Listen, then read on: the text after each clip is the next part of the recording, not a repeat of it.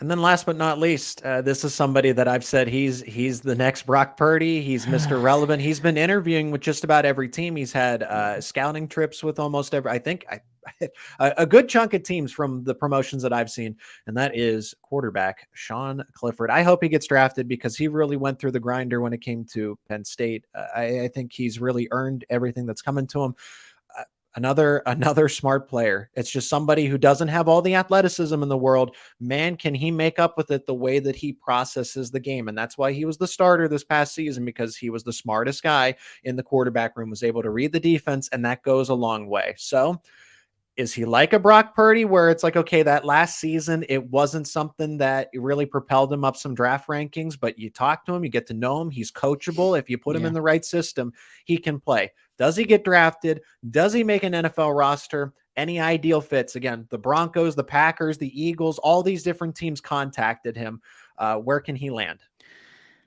I think he does get drafted. I think Okay. a team's going to like, his experience, but his toughness, man, especially Yeah. like that Auburn game that hit with Owen Papoa just laying him out. And he just Got bounced right right up. back up. Yeah.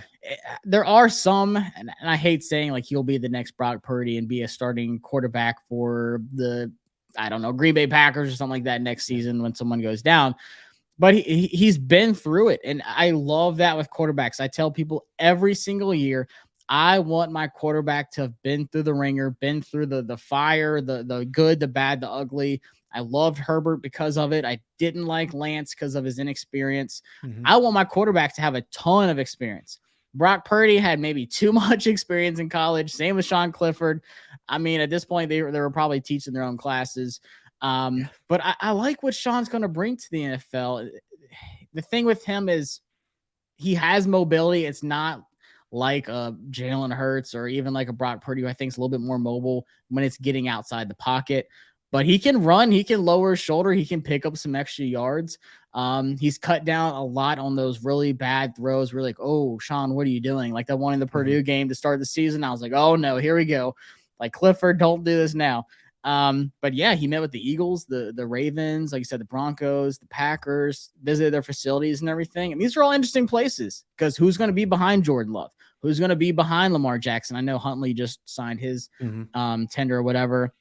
Same with the Broncos. Who's going to be the backup there?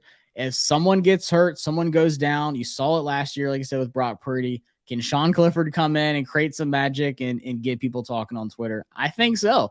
I know he got a lot of hate. You either loved him or hated him. I've come to realize that the last few months with Penn State fans. But at the end of the day, the guy gives his all, and he's super passionate about what he does, and that's what I love the most about him.